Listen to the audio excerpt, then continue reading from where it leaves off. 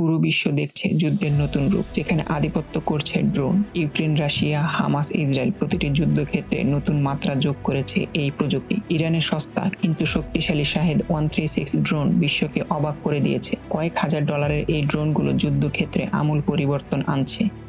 প্রযুক্তির অভাব আর নিষেধাজ্ঞার মাঝে দেশটির ছাত্ররা ক্ষুদ্র পরিসরে ড্রোন তৈরি শুরু করে। সামান্য সরঞ্জাম আর সীমিত প্রযুক্তি দিয়ে তৈরি এই ড্রোনগুলোই আজকের ড্রোনগুলোকে এত শক্তিশালী করে তুলেছে। ধীরে ধীরে উন্নতি করেছে ইরান। ছোট থেকে বড়, সার্ভেলিয়েন্স থেকে আক্রমণ, তাদের ড্রোনগুলো পরিণত হয়েছে মধ্যপ্রাচ্যে আধুনিক যুদ্ধের একটি গুরুত্বপূর্ণ অস্ত্রে।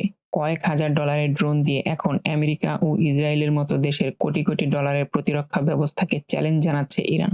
এই ড্রোনগুলো কেন এত বিপজ্জনক? কিভাবে এক উন্নয়নশীল দেশ স্যাংশন এর মাঝে থেকেও যুদ্ধের দৃশ্যপটকে সম্পূর্ণ বদলে দিচ্ছে? Confirming that Iran has launched drones and missiles toward Israel. Drone attack on a military ammunition facility.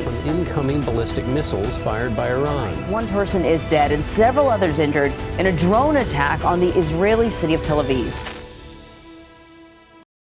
Iran drone প্রযুক্তিতে সুপার পাওয়ার হয়ে উঠেছে, আর এর শুরু হয়েছিল ইরাকের সাথে 8 বছরের যুদ্ধ থেকে। যুদ্ধ শুরু হয়েছিল যখন ইরাকের নেতা সাদ্দাম হোসেন সুযোগ নিয়ে ইরানে আক্রমণ করে, যখন ইরান রেভলিউশন এর পর বেশ সমস্যায় ছিল এবং অনেক দেশের নিষেধাজ্ঞার মুখে পড়েছিল। ইরানের বিপ্লবের আগে, অর্থাৎ রাজার সময়, ইরান যুক্তরাষ্ট্র থেকে অনেক সামরিক সরঞ্জাম কিন্তু বিপ্লবের পর নিষেধাজ্ঞার কারণে এসব সরঞ্জামের খুচরা যন্ত্রাংশ আর পাওয়া যাচ্ছিল না। তাই ইরানের প্রতিরক্ষা ব্যবস্থা দুর্বল হয়ে পড়ে। যুদ্ধের শুরুতে ইরানের বিমান বাহিনী যুদ্ধক্ষেত্রে ছবি তুলে গুরুত্বপূর্ণ তথ্য সংগ্রহ করে, কিন্তু কিছুদিন পরে ইরাক উন্নত রাডার বসিয়ে ইরানের একটি বিমান ভূপাতিত করে।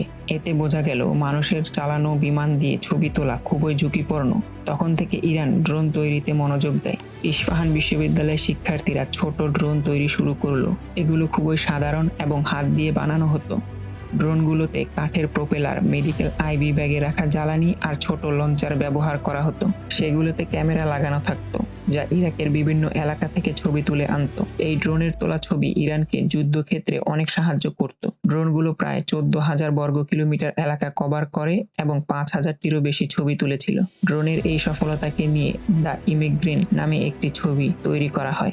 এই প্রাথমিক পর্যায়ে ড্রোন বানাতে ইরানকে অনেক সমস্যার সম্মুখীন হতে হয়েছিল, যেমন প্রযুক্তির অভাব, দক্ষ লোকের অভাব এবং আন্তর্জাতিক সহযোগিতার অভাব।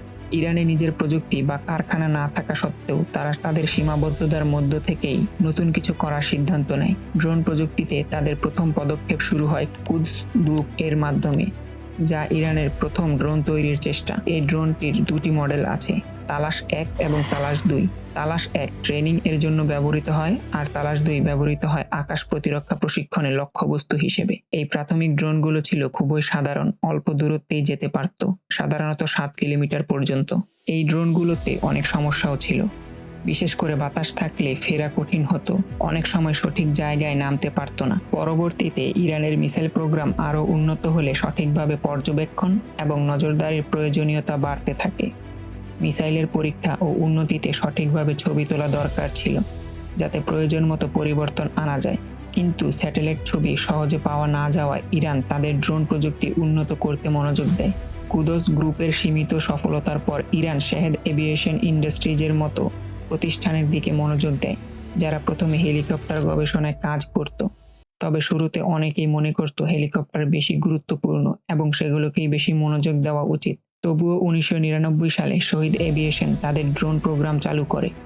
গবেষণা শুরু হয় একটি ইসরায়েলি হারমেস ড্রোনের উপর, যা ইরানের একটি নিউক্লিয়ার সাইটে গুপ্তচর বৃত্তির সময় ভূপাতিত করা হয়েছিল। 2007 সালে ইরান তাদের প্রথম সফল ড্রোন শাহেদ 123 উন্মোচন করে, যা পরীক্ষাগারে নয়, বাস্তবে স্থিতিশীলভাবে উড়তে সক্ষম ছিল। এটি ইসরায়েলি হারমেস 200 ড্রোনের ভিত্তিতে তৈরি করা হয়েছিল। শাহেদ 123 ইরানের জন্য বড় একটি অর্জন ছিল, যা মধ্যপ্রাচ্যের সব মার্কিন ঘাঁটির ছবি তুলতে সক্ষম হয়। এর ফলে ইরানের সামরিক নজরদারি ও পরিস্থিতি বোঝার সক্ষমতা অনেক বেড়ে যায়। 2011 সালে শাহেদ একটি নতুন ধরনের ড্রোন তৈরি শুরু করে, যা আগের মডেলগুলোর থেকে অনেক বেশি উন্নত ছিল।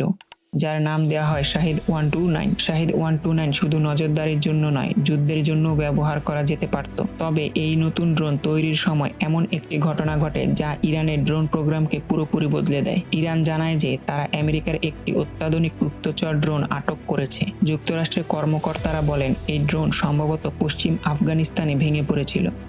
ইরান RQ-170 সেন্টিনেল নামে একটি উন্নত মানের স্টেলথ ড্রোন দখল করার দাবি করে।